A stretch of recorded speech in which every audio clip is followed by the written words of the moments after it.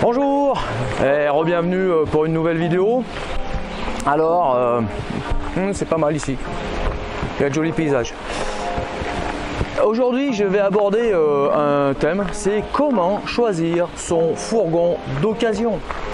Allez, et ben écoutez, on se retrouve juste après le jingle et puis à tout de suite.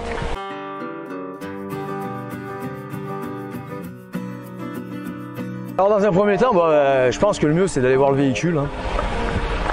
Et puis de vérifier plein de petits points. Alors le mieux quand même c'est d'y aller l'après-midi voir ce véhicule. Faut mieux être au moins deux, puisque quand on doit acheter, généralement on n'a pas un regard vraiment critique, puisque on est dans le besoin, on a envie. Faut mieux être deux, ce qui permet de voir les petits détails de défaut qu'on aurait raté tout seul. Puis aussi, si la personne s'y connaît en mécanique, en carrosserie, c'est quand même sympa. Alors justement, la carrosserie, ce qu'il faut bien regarder, c'est les points de rouille quand même. Savoir s'ils sont pas trop perforants, hein, si c'est réparable, pas réparable. Bien se pencher sous le camtar pour regarder l'état du châssis. Un détail important aussi, c'est de regarder l'état des pneus, puisque l'usure des pneus peut déterminer. Par contre, je vais vous laisser regarder un peu le paysage tout en même temps que je parle. Hein. Aussi important aussi, c'est de regarder le toit pour l'époque de grêle. Parce que vous voyez, aujourd'hui, il fait pas tellement beau. Et ça me fait penser justement à ce petit détail. On n'a pas le réflexe de monter pour voir ce qui s'est passé sur le toit. Puis aussi, un autre petit détail, c'est quand même bien regarder le moteur, quoi. Si c'est une transmission par chaîne, son kilométrage. Un petit truc aussi, on tire la jauge d'huile. On passe ses doigts sur la jauge d'huile et on regarde un peu s'il n'y a pas une granulométrie qui est dans l'huile, ce qui indique quand même, s'il vient de faire la vidange, on verra rien, l'huile elle sera hyper nickel. Mais par contre, s'il n'a pas fait la vidange, ça permettra de voir s'il y a une usure prématurée du moteur. C'est des petits trucs comme ça aussi, le moteur à froid. On ouvre le vase d'expansion, on regarde à l'intérieur. Il arrive de temps en temps, quand il y a des fuites d'huile à l'intérieur du moteur, ça se mélange avec de l'eau, ça fait une espèce de mayonnaise. Ça, généralement, c'est un joint de culasse. Hein. Donc, vous voyez des petits détails comme ça qu'on n'est pas forcément au courant.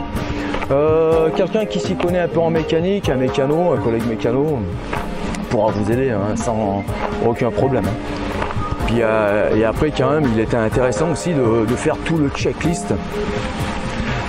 Des lumières, du kilométrage, de regarder le carnet d'entretien, comme je vous disais tout à l'heure, il n'y a pas longtemps, les pneumatiques.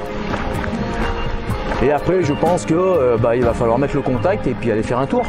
Alors, avant de tourner et d'aller faire un tour, des motos qui passent. Avant d'aller faire un tour, positionnez-vous correctement au volant, savoir si la siègerie est en bon état et que vous êtes bien installé. C'est-à-dire que moi étant petit, bien souvent sur les fourgons, je me trouve un peu court sur pattes pour aller au pédale, etc. Donc c'est une particularité que pour ma part, c'est important. Après, effectivement, si vous êtes grand, vous, ça vous pose aucun problème. Par contre, niveau siègerie, on peut voir si ce véhicule a été mal rodé, c'est-à-dire on est souvent descendu, souvent monté, un siège qui est plus usé que l'autre, etc. Partie importante à pas négliger, ça peut donner un petit historique sur le rendu du fourgon. Hein. Après, bien sûr, on va rouler avec, on essaye de faire de la montée. Prenez votre temps pour rouler. Hein. Faut rouler quand même, je dirais, une bonne heure avec. Faire des tests de freinage en lâchant le volant. Regarder son comportement sur une route un peu abîmée, un peu mal carrossée. Ce qui va vous permettre de checker.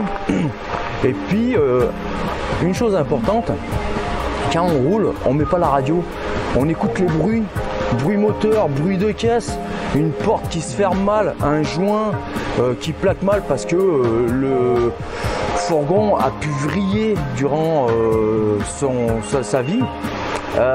C'est des points de détail qui sont quand même pas à négliger.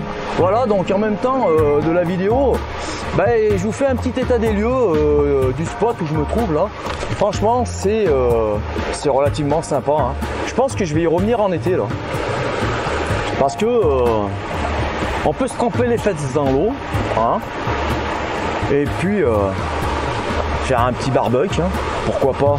Bon voilà, cher visionneur, un peu ma vue d'ensemble, comment moi j'ai choisi mes véhicules et comment